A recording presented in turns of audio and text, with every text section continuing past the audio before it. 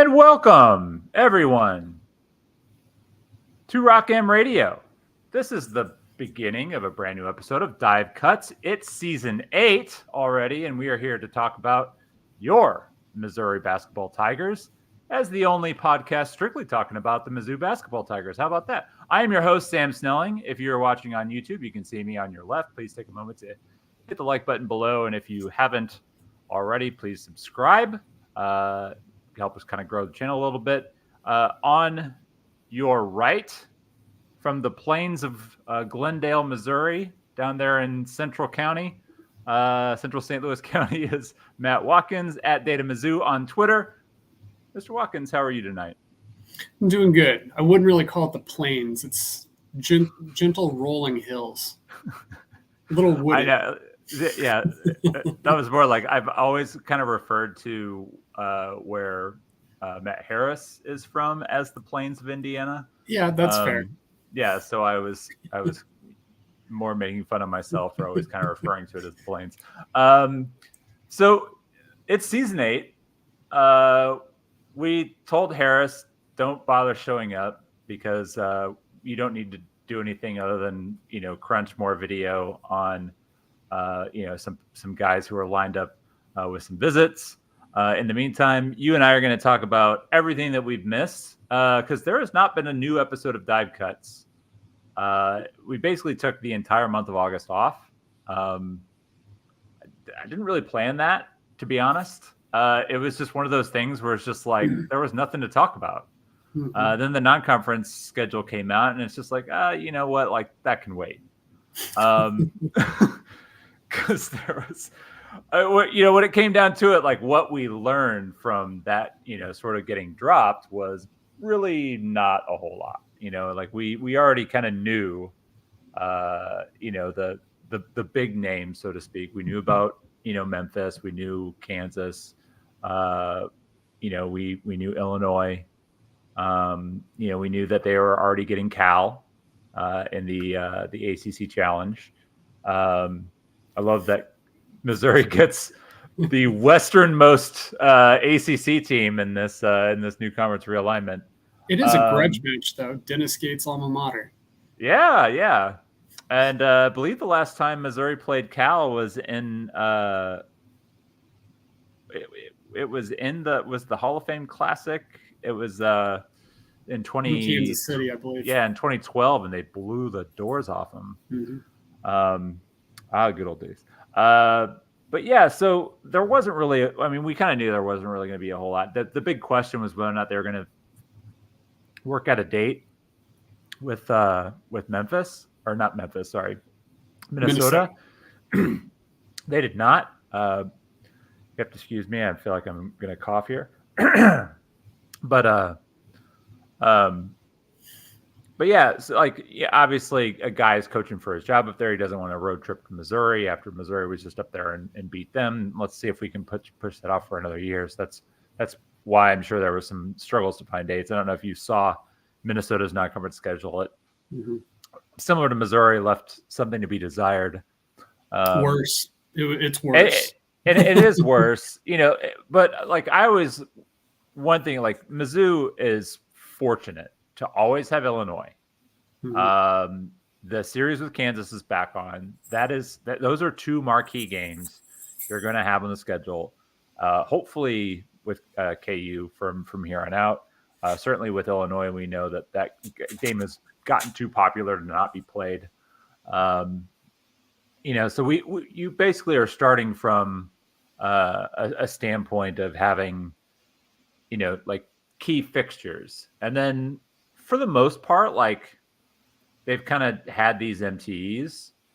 Dennis has kind of shied away a little bit from the MTEs. He's gone to these, bring in terrible, low major programs and have it rotate and call it an MTE.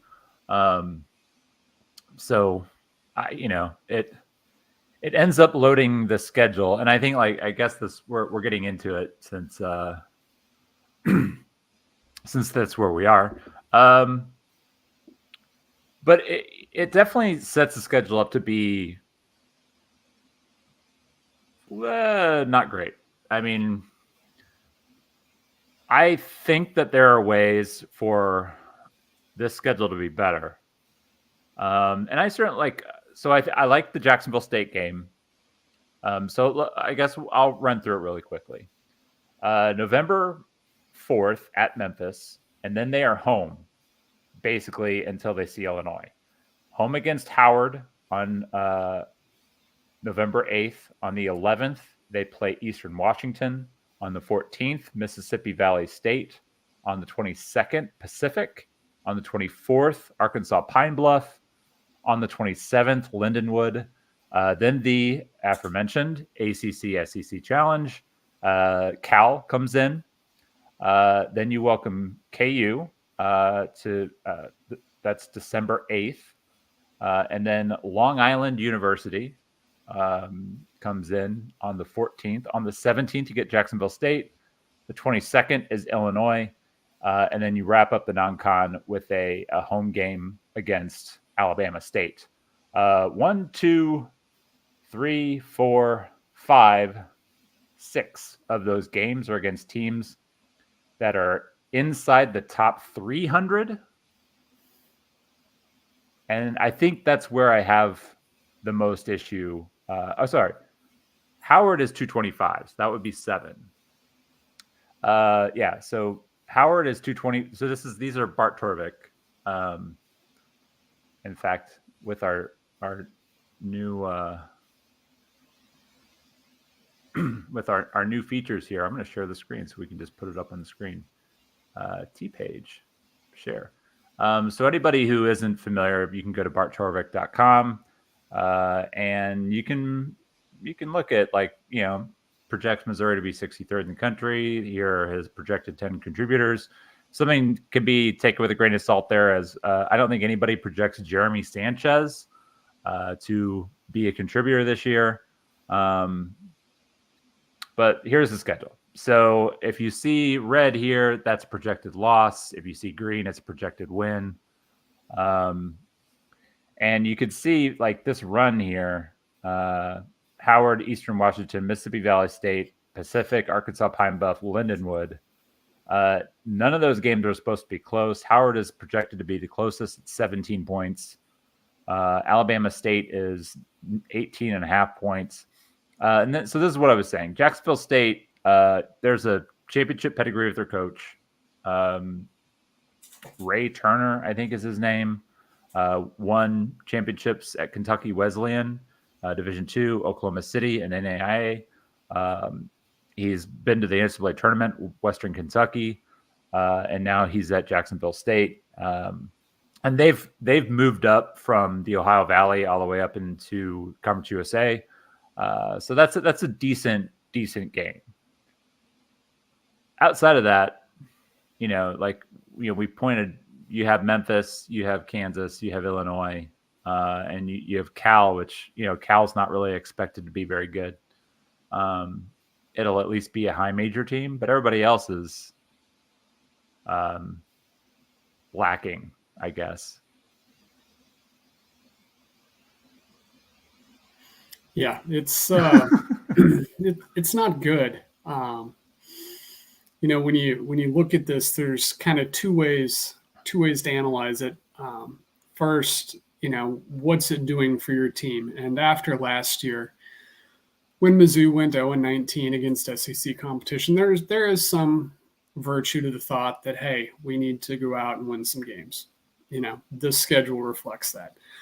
I don't really buy into that too much, and the reason why, and it's a bigger topic than what we're discussing here, is that Mizzou has a whole lot of new guys on their team. Yes, you want to get them integrated. You want to have everyone getting on the same page, all this, that, and the other. Dennis Gates did that wonderfully in year one.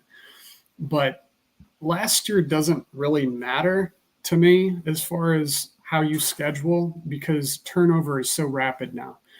Mizzou's got 5 transfers coming in. They've got 5 freshmen coming in. They've got 5 holdovers, 2 of which missed significant time a year ago. What happened last year doesn't really matter except to perception with the fan base. And honestly, if you're playing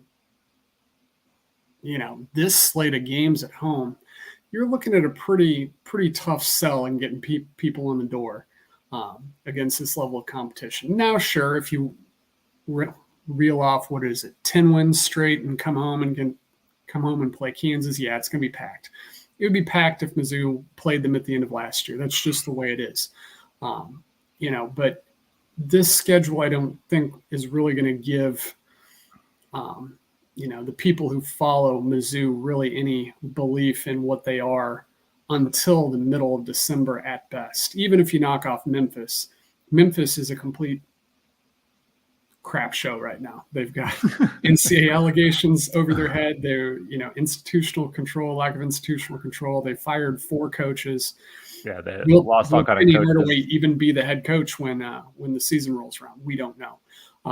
But you beat them, yeah, you get a little bit of momentum, but it's, what does it do for your bottom line? And more importantly to me, what does it do for your postseason prospects? And that's the second aspect of this. This doesn't really do anything for that. Unless you win Cal, Kansas, Illinois, or Memphis, none of these wins are going to move the needle one bit. The only way that it really matters is in very limited circumstances when you're right around the bubble. The committee tends to kind of disregard a lot of the things that they follow and go for wins over teams that have less wins. So if Mizzou, let's say, goes 9-9 in conference and they've got 20-21 wins, they might be seen a little bit higher than a team with similar metrics that has 18 or 19 wins, even though it came against Alabama State and Eastern Washington. That to me isn't a big enough reason to schedule like this, especially with to get the fan interest back up. There's just such limited circumstances where this works. Now, having said that, if Dennis Gates and his team go through and perform well in this and perform well in the conference season, it doesn't really matter. They'll be in the tournament. But my theory is that if you've got a good team, and I think they have a pretty decent team this year, you should be able to beat some at least decent teams in the non-conference. And, scheduling is hard now, especially when you're not willing to play neutral site tournaments, which is the MTE, the multi-team event. Dennis Gates doesn't seem to really want to do that, which is his prerogative. But anymore, that's how you're getting quality games in the non-conference. No one wants to go visit other people's arenas anymore. Coaches are chickens. It's not one coach is all of them. They've gone so far out of their way to schedule multi-team events or neutral site games in half-empty arenas, so they get the bump up when it comes to quad rankings and the wins. And now instead of playing the secret scrimmages, they do these charity exhibitions, or just flat-out exhibitions where they play at each other's arena, but the games don't count. It's a preseason game. Right. Why aren't we playing these games during the regular season? The reason why, coaches don't want to lose. That's it. They're scared to lose, and it really is a detriment to the sport as a whole, in my opinion. That's an aside from Mizzou. That's not directed towards the Mizzou program. That's everyone. Look at non-conference schedules and point out to me the good home-and-home games that are played on campus. They just don't exist. Yeah, Kansas won. Well, yeah, and I think that there are teams at the upper tiers of the sport. Kansas being an example. North Carolina has a good history of not being afraid to sort of just travel. Arizona has recently kind of taken up the mantle of being willing to schedule.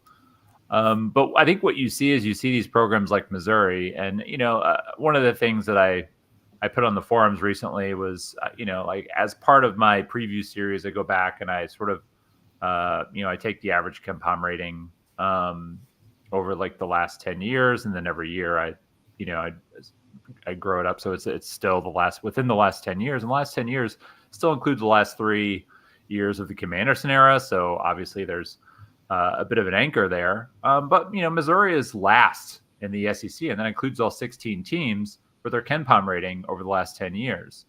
So we're not talking about a team and a program that has been consistently good We're talking about a program that has, in their best years, slipped into the NCAA tournament, and in their worst years, been like embarrassingly at the bottom of the league.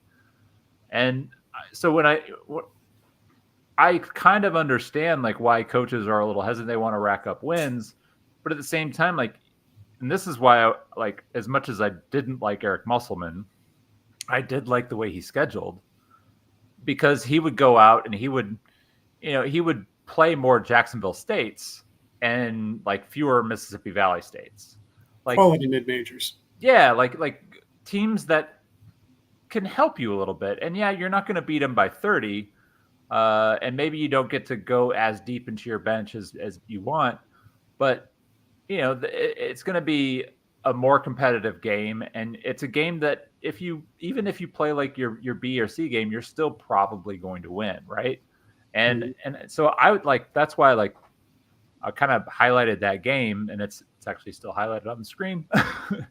But Jacksonville State, they're not going to be great. They're probably going to be pretty good. It's a top 200 team. That's not a world beater. They're Conference USA. It's a team that's going to be lucky if they're in postseason conversation.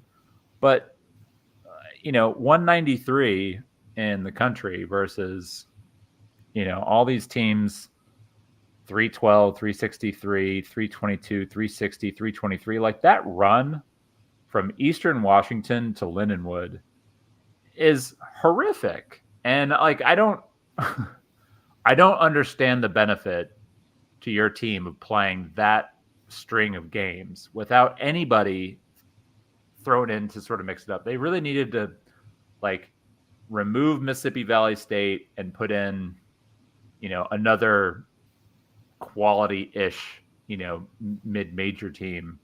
And I understand there was a lot of teams out there and everybody's trying to kind of find games, and you're having to create these contracts, and it does get complicated. That's why, like I told Rocco, like one of the things I'd really like to see is I'd like to just see like a conference, or not, an NCAA basketball like scheduling czar, like somebody that like really forces teams to go out and play, better non-conference schedules, and not just like everyone across the board, but actually like setting up more regional matchups. Getting Missouri to play like Missouri State more often, getting Kansas and Wichita State to play, getting Illinois and Illinois State to play, making sure that we're seeing, those kinds of more regional matchups, and a lot less of, flying in Eastern Washington, into Missouri. And, I'm sure if I pulled up Eastern Washington's, schedule, there would probably be some games that are even further away from Missouri. It's actually, I just did, and no, Missouri is the farthest away, so everything else is on the West Coast. Scheduling now is just, the problem is endemic. I mean, you've got, part of the problem is that you've got the power rankings that feed into your NCAA selection criteria, and power rankings don't really cap margin of victory. So if you go out and play Mississippi Valley State, win by 30, it doesn't really help you. If you win by 40, it helps a little bit more. If you win by 50, it helps even more. But guess what? If you're good enough to beat those teams by that amount of points versus a team who can beat them by 30 points, you're probably good enough to go play teams better than Mississippi Valley State and not worry about losing. It's just, let's run up the margins against bad teams. Well, you still have to be pretty good to do that. It's not just like, oh, well, we're going to try harder. That's not how it works. There's 40 minutes in a game and 70 possessions in a game. You have to execute. So why are we just trying to run up the margins on bad teams when, hey, here's an idea. Why don't we play some quality teams? And this, again, isn't Mizzou. This is all college basketball, and it aggravates me to no end. Mizzou's run of bad teams is an example of that. There are many, many examples. Minnesota's schedule, which we talked a little bit about earlier, I looked at that, and I think since Ben Johnson has been there, this is his fourth year, he's played 3 true road games in non-conference, 2 of them which were in the ACC Big Ten Challenge when that was still a thing. He's had 1 scheduled non-conference road game, and that was a holdover from the prior coaching staff. You simply are refusing to play road games. Yes, you're building a program, but guess what? Minnesota's been garbage for 15 years. And guess what? When you keep scheduling like that, you're going to continue to be garbage because it's not going to do anything to help you along the way. Rant over, but it's a problem, and it's not Mizzou, it's not Minnesota, it's everyone. If they are playing quality teams, they're doing them. And where they South Dakota now is the popular place for teams to fly in and play in front of no one. Why? Why are we doing this? Yeah, so that is, one of the things that, again, anybody who's listening and hasn't listened to my conversation with Rocco Miller, who's the bracketeer.org, really, really smart schedule guy, bracketologist, helps teams find games, and he gave sort of like a little bit of a behind the scenes. I mean, not completely behind the scenes, but a little bit more like, teams are constantly looking for these sort of like middling neutral site matchups because they don't have to go, they don't have to go into another arena.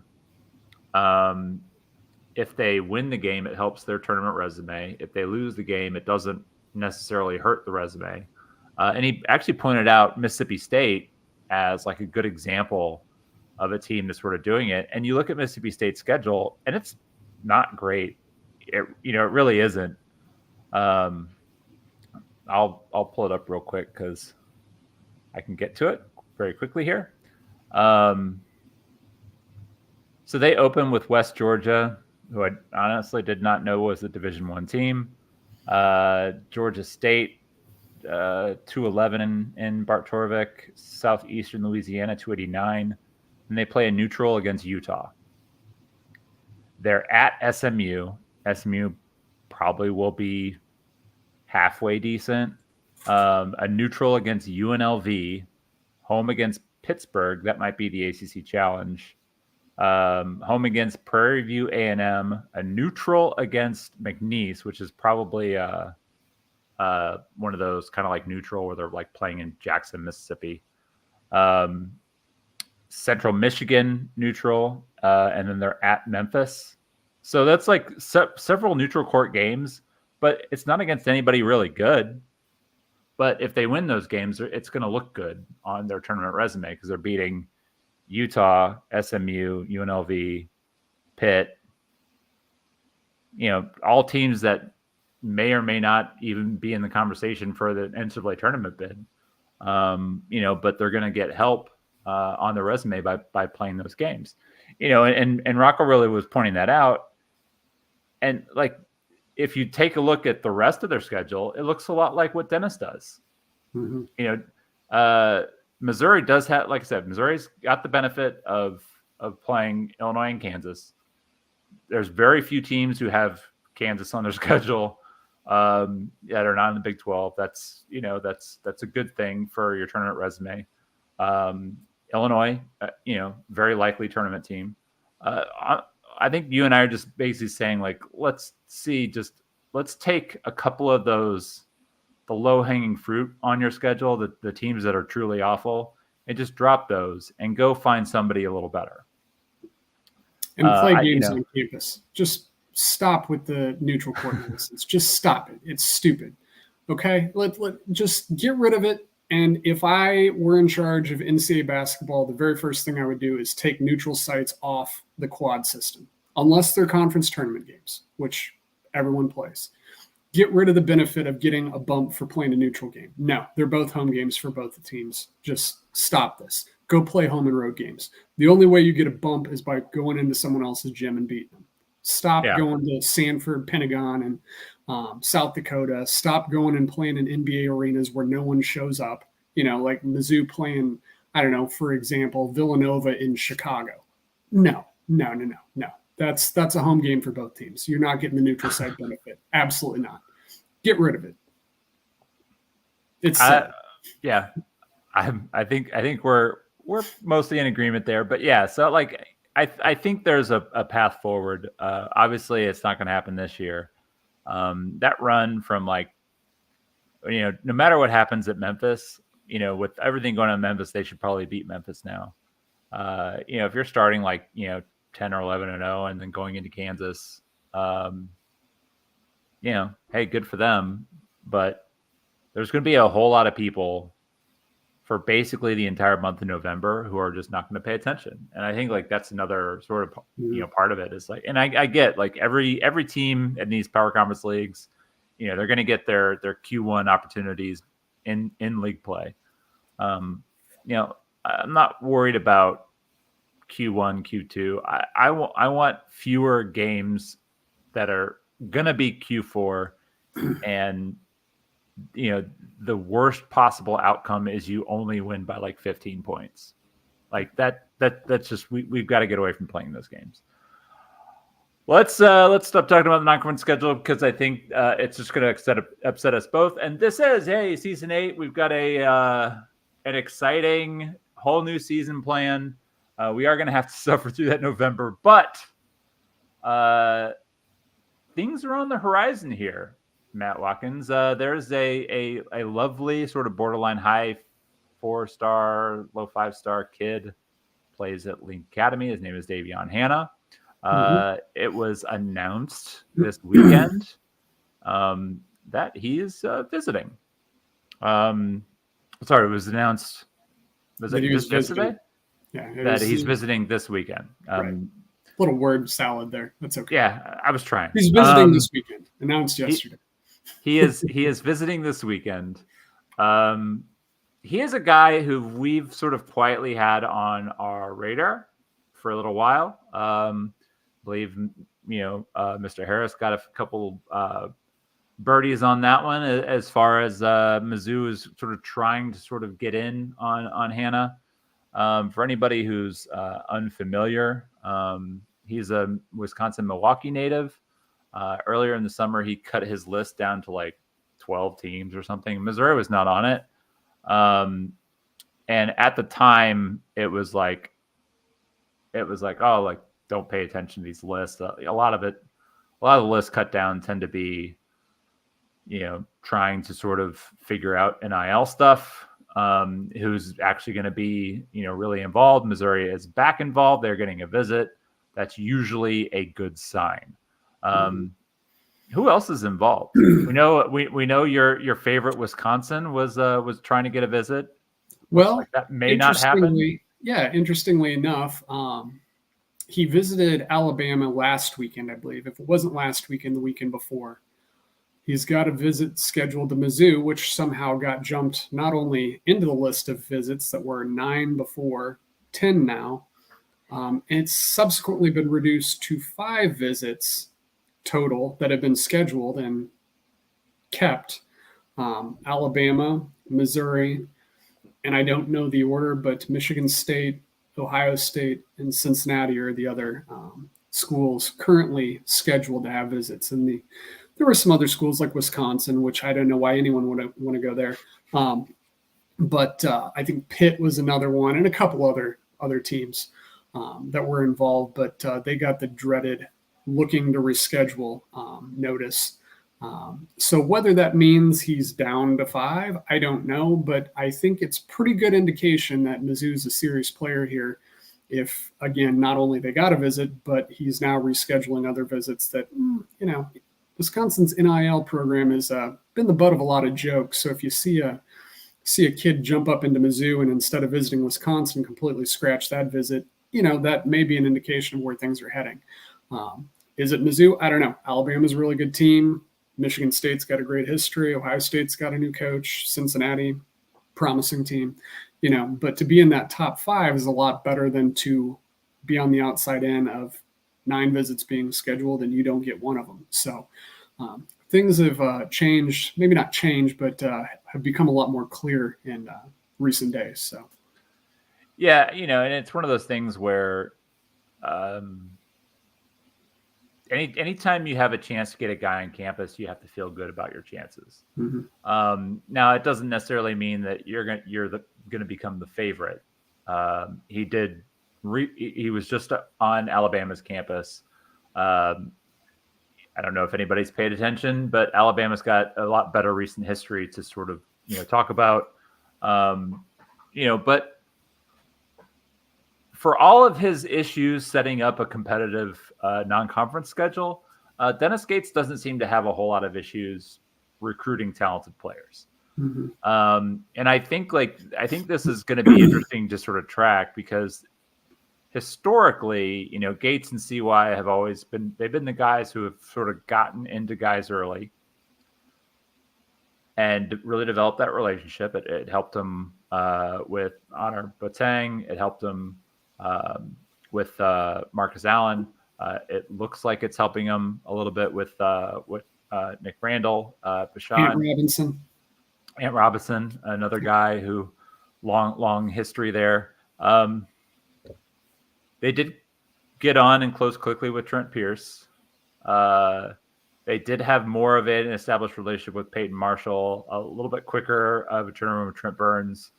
But Hannah is not like Trent Pierce or Trent Burns, guys who were sort of like a little bit of a late riser, still, top 150 level guys.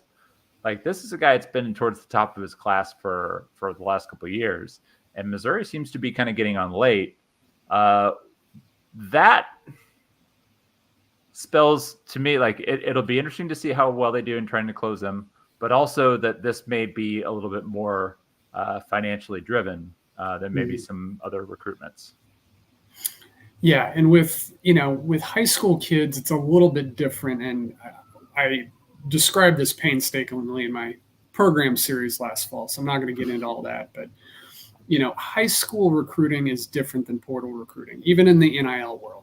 With basketball recruits, you've got big money freshman players, but you're talking a pretty limited number of those guys. We're talking a Cooper Flagg, a guy who's a one and done guy. He's going to command buku bucks, just like the top portal guys. Whereas the rest of the portal, it kind of, I don't want to say gradually decreases, but everyone's still concerned about that money. They all are, but there's, when you get down to the borderline Division I starters, they're still looking for money.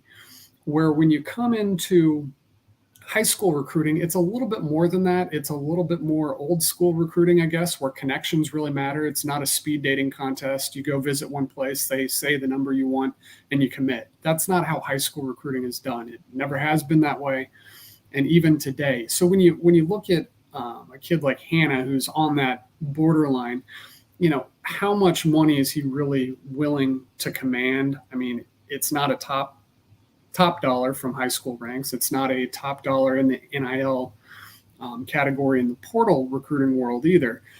So it's kind of, is he the type of player that is going to be better his freshman year than what you could get for that amount of money in the portal? That's basically what it comes down to nowadays, because you can get that guy in the portal for that money and have a pretty good idea that that's the type of level or the level of player that you're going to get. There's always variance in whether the kid performs or not, as we saw last year. But if you have the finances, it's dependent on who you think is going to be a bigger impact player short term.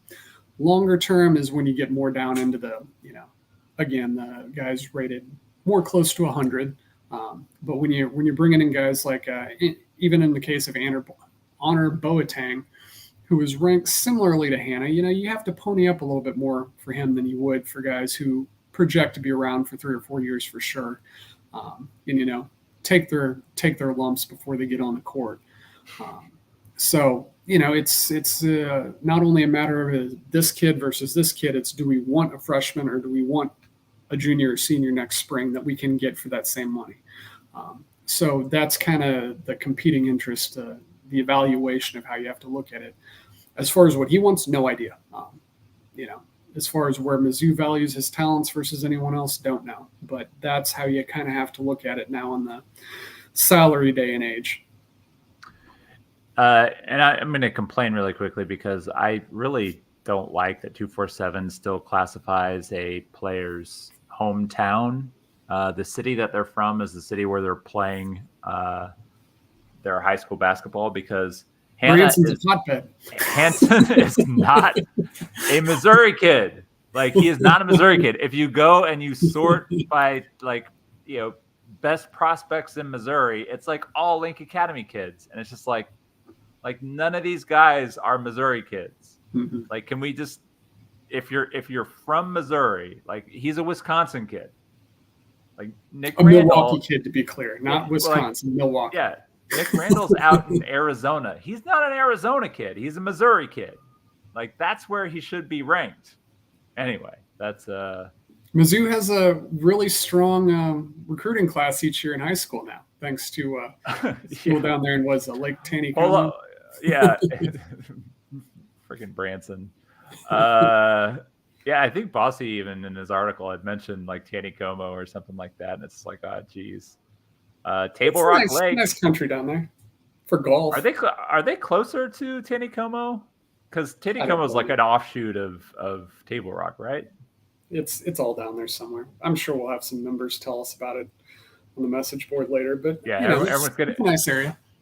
Hey, I have a lot of family in Springfield, Missouri, so I'm mostly familiar. We used to go to the Table Rock Lake a lot, but it was never really on the Branson side. It was a little bit further to the west. Yeah. I'm trying to remember the name of the town.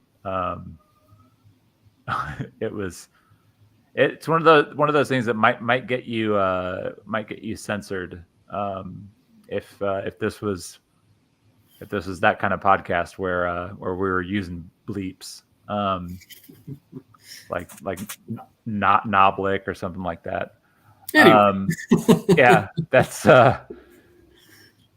Table Rock Lake, people. But yeah, so we're moving on from recruiting. It does look like we'll keep a close eye on what happens with Hannah. And also, if you're a subscriber, look for Matt Harris to drop a lot of film on this tomorrow. That's why he's begged off of the podcast tonight, is he's crunching film as his new toy allows him to do. So look for that coming this weekend, and you'll have plenty of numbers and film on Mizzou's visitor this weekend. So then the last thing that I want to talk about is your little question series, and we're not going to get too far in because we want to. I do actually want to try to keep these brief. Sorry for everybody that we're going to keep it to under an hour, I promise. But your most recent question was about what you called the Holy Trinity, and so I figured that's probably a decent place to start. If you are a subscriber, make sure that you're on the forums and reading up on Matt's questions for 24-25. We're going to briefly touch on this topic tonight, but there's way more in-depth stuff on what it's about. But you're basically trying to make the argument that Missouri is going to be like a top 10 team. Yes, basically that's the gist of it. No, it's we've mentioned in the podcast and over the summer in our very in-depth discussions on the roster, the deep dives, that Mizzou has three guys on their team that, if things go reasonably well, we're not talking about seeing a jump like we saw from Demoy Hodge coming over from Cleveland State, where he went from a 32% three-point shooter to a 40% shooter here at Mizzou. That's uncommon. Or DeAndre Golston going from a guy who is, average at Milwaukee in the Horizon League and then coming out and having a really good year at Mizzou. Those are surprising things. I'm not talking about that. I'm talking about what Tony Perkins did last year at Iowa. I'm talking about what Mark Mitchell did last year at Duke. And I'm talking about what Tamar Bates did last year on a pretty rough Mizzou squad that, didn't do well. But if those guys, three guys perform, they, to me, have the analytical makeup to be all conference quality players. And I had that in my mind, like how many teams have three players that could be this good. So I went and dug through some numbers. I massaged the parameters a little bit to fit a big enough sample, as far as the numbers are concerned. And I just really looked at 3 areas, and they're not super complex: minutes played, usage rate, and offensive efficiency. And all those things mean is how many minutes a player was on the court, how many possessions in those minutes he was involved in the offense, and how good he was at it. That's it. And looking at those 3 players' numbers, I went back and kind of set that as a baseline last year to see how many teams had 3 players that performed at that level. And there weren't that many. I mean, I think there were 5 high major teams and 8 teams total in Division I that had 3 players all clear the bars that each of those guys cleared last year. And these are high major players that did it at a high major level already. Mm-hmm. So we're not projecting them to make a big jump. It's just doing what they've already done. Right. There were 5 teams that had that, just 5 in all of high major basketball of 80 plus teams. So when you look at, is Mizzou going to be really good next year? I don't know. There's a lot more that goes into it than just offensive play of 3 players. But when you look at teams that really perform well offensively, I think when I broaden the parameters out a little bit, half of the top 25 in adjusted offensive efficiency had those 3 type of guys, 3 players of those type.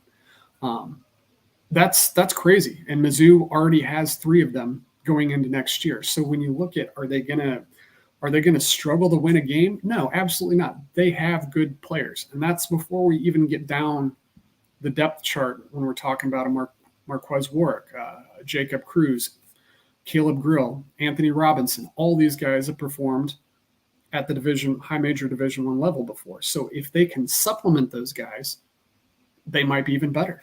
So it was very interesting to me, and all the numbers are laid out there and hopefully explained pretty well. But, I like to look at the makeup of teams, and I was a little hesitant actually last year about Mizzou not having a go-to guy. Wrote a whole column on it over at Rock M. It's still up there, free for everyone to see. They ended up getting one of those guys in Sean East, which was a pleasant surprise. But to make the math work, everyone else needed to do a little bit more and be a little bit better, and they just weren't capable of that, especially after the injuries occurred. There wasn't much margin for error, where this year it's different. Yeah, I think, the experiment of trying to basically like have 5 guys on the floor with everybody who is going to average 20% usage and shoot a bunch of threes. When that goes out the window, what's going to be your fallback? And I think that's one of the things that I've liked about the series that you've done so far is, pinpointing. I think what you can probably point out as what the coaching staff probably came to a realization to as well. And that's that, there's only so many things that you can count on. And it does seem to me like one of the things that they've, maybe it's just on paper, but they went and got guys who play defense. They went and got guys who force turnovers. They went and, and got guys who are also efficient on offense. And they're essentially, when you're doing all those things together, what you're doing is you're sort of trying to eliminate as much variance as you can. So you have a product that you can trust. And when they take the floor, you hopefully have a good idea of what kind of production you're going to get. I do think that is, if there's anything to be taken away from it, it is a benefit for this team, at least, that last year's team bombed as bad as they did, because it is going to allow this team to kind of fly under the radar. It's also probably going to allow them to fly under the radar by not playing anybody for a month. And so, I'm not saying they're going to beat Kansas at home. I would really like them to. That would make me very happy. I hate I hate losing to Kansas. But I think like that game is sort of an opportunity for, for Gates and for this roster to sort of assert that, we were really overlooked, because I fully expect most people to have them probably 10th or 11th at best in the league. Yeah, and I've got my my game by game pick 'em out. Had a few results in already, and even people that know this is coming from a Missouri fan, although credit to Blake Lovell, Blake is still on the Gates train. But but it is one of those things where I think we are gonna, people are gonna be surprised to see that Missouri isn't bad again. I also saw some like stupid coach ranking, and somebody had Dennis Gates 16th. I'm like, going to. I was talking with Jim Root the other day over at Three Man Weave, and I sent him a snippet of what I had shared on the board. And I said, if you had these three players and you didn't know their names and you didn't know whose team they were on, where would you have this team ranked? These are the top three players. Just had the numbers. He was like, I don't know, probably pretty well. I'm like, what if I told you that was Mizzou? It's like, how much of this is perception versus how much of it is reality? Yes, Mizzou was bad last year. I mean, they were 0-19. They lost to Jackson State. It was a dirty, no good, terrible season. What difference does it make? It didn't impact him bringing in a top 5 high school class. It didn't impact him bringing in a top 5, top 10 portal class. It didn't impact everything that he did well as a coach his first year. Mizzou has gone from 11 wins to 25 to 8. If that doesn't tell you that it's a year-to-year proposition, I don't know what does. It's all about the team you built this year. The past matters not one bit. That's how I see it. Well, I agree. Yeah, the transfer portal has certainly changed everything. NIL has certainly changed everything. The fact that the SEC is seemingly like 12, 13 teams who are really going to be competitive this year. Without completely outing Blake, he did have Vandy picked in the basement. And I just that almost feels like, it very much feels to me just like a reflex. And I think there's going to be a lot of that happening, and we're not going to be able to get away with that year to year now. Like, you're really going to have to look deeply at these rosters. Yeah. Look at returning production, and not just returning production from the team the year before, but from where those guys were the year before they joined the team. Right. Because it's like I talked about earlier in the summer, the amount of experience that's coming into the SEC this year is wild. Like the amount of point production alone of guys who have just played a lot of minutes, scored a lot of points at the Division I level is astronomical. We've never seen anything like this. It is going to create a very hyper competitive league. I think Missouri is very well positioned to be competitive this year. So how's that for an opening episode? I thought that was pretty good. Yeah, we do okay. Yeah, I got a little fired up. I hadn't been on here for a while, so I had to get some things off your chest. Hey, you asked me about scheduling, and I gave you my opinion. So play games at home or on the road. Play games that matter. Stop playing games that don't. So we're going to get out of here. Dive Cuts is going to go every other week until we get a little closer to the season. So probably, I think, 2 or 3 episodes of every other week. I am kind of still working on maybe a couple of interviews that we'll kind of toss in into the mix in off weeks, but we're gonna hit this every other week. The season is 2 months away, so I gotta go start writing some previews. Thanks everybody for tuning in. We'll be back in a couple weeks. Make sure that you are subscribed here. Make sure that you are subscribed at Rock M Plus. I think we've finally got some T-shirts on the way for folks that kind of like the T-shirts. We've been working on that. Site upgrades are coming. We've got new people working on things that are going to make the site better. Very excited about the future at Rock M Plus. Hop on board, get in the forums. Tell me, tell Matt, tell the other Matt why we're right, why we're wrong. Talk about football. Make sure you listen to Before the Box Score. Am I missing anything? No, go football. Yeah. Beat Buffalo. You can still buy the football preview magazine, even though, it's good. Good read.